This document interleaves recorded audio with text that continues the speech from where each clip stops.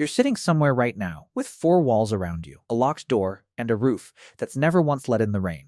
For roughly 300,000 years, the entire run of Homo sapiens as a species, none of that existed.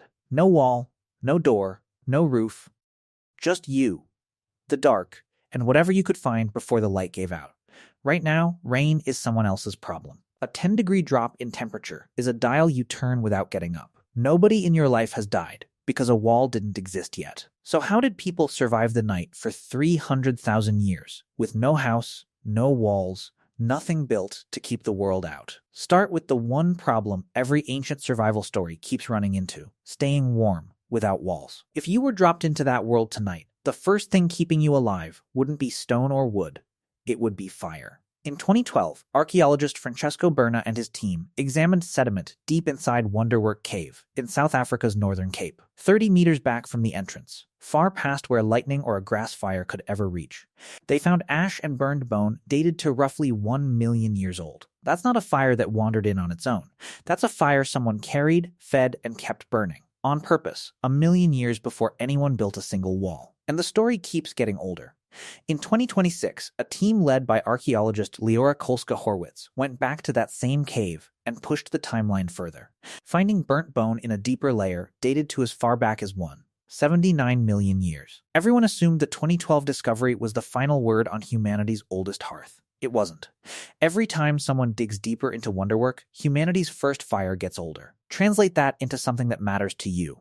Standing in the cold, shelter didn't start with a roof. It started with something small enough to carry and stubborn enough not to die. Picture holding that fire out in open wind. It dies in minutes. The next evolution after fire wasn't a house. It was something to block the wind. In 1966, French archaeologist Henri de Lumley excavated a site called Terra Amata on an ancient beach terrace in Nice, France, dated to roughly 400,000 years ago. He found oval outlines pressed into old sand, post holes, low stone walls stacked just high enough to break the region's brutal mistral wind, and a fireplace at the center of every single one. Some of these huts, de Lumley argued, could shelter 20 to 40 people at once, more people than you've probably ever had in your living room. Here's the twist. Not every archaeologist agrees these were huts at all. In 1983, researcher Paula Villa re-examined the site and argued that 400,000 years of shifting sediment could have created the illusion of neat hut outlines where none had really existed. The debate still hasn't fully settled. But even the skeptics agree on this much. Something at that beach was organized enough to keep a fire burning in the same spot, season after season, for years. But could a fire and a windbreak really keep anyone alive somewhere far colder, far longer? Look at how people without houses actually live today, because the pattern hasn't disappeared. It's just harder to find. Anthropologist Frank Marlowe spent more than 15 years studying the Hadza, a hunter-gatherer community near Lake Eyasi in Tanzania, one of the last groups on Earth that still moves camp instead of building one that lasts. A Hadza shelter goes up in about a day, bent branches lashed into a dome, thatched with grass and bark, built by a group roughly the size of 20 to 30 people. It won't survive a season. Nobody wants it to. If you walked in expecting a failure of engineering, you'd be wrong. A structure built to last one day and get abandoned the next isn't primitive. It's tuned, precisely, to a life where the food moves and you move with it. For most of human history, a house built to last forever would have been dead weight, not an achievement.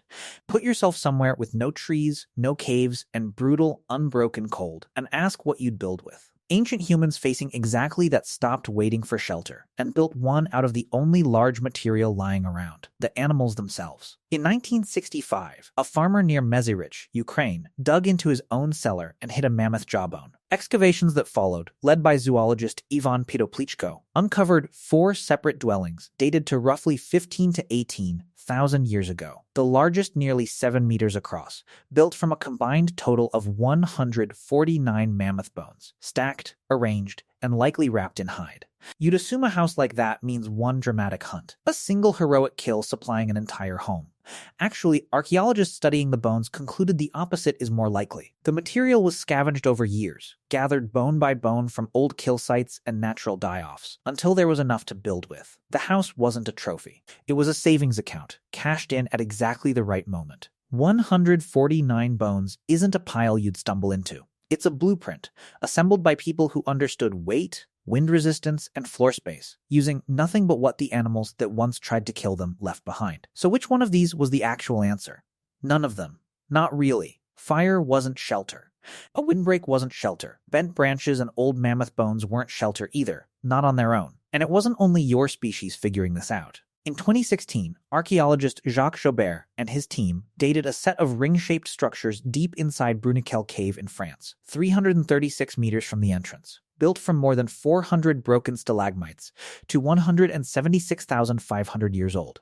The builders weren't Homo sapiens. Neanderthals hadn't even encountered your species yet, and they were already arranging stone in total darkness, hundreds of meters underground, for reasons nobody has fully worked out. The real technology that got you from a fire in a cave to a permanent address was never a single object. It was memory, repetition, and other people choosing to come back to the same beach, teaching the same knot, passing down which bones stack and which ones don't. Walls are just the point where that behavior finally hardened into something you could stand inside. You're sitting somewhere right now with 4 walls around you, a locked door, and a roof that's never once let in the rain. And none of it is really about the walls. It's the endpoint of 300,000 years of people choosing, over and over, to come back to the same fire, the same beach, the same circle of bone and hide, instead of facing a cold night alone. You have the strongest walls in the history of the species, and somehow you're more likely to spend the night alone behind them than almost any human who ever lived before you. You didn't inherit a house. You inherited the habit of people who refused to face the night by themselves.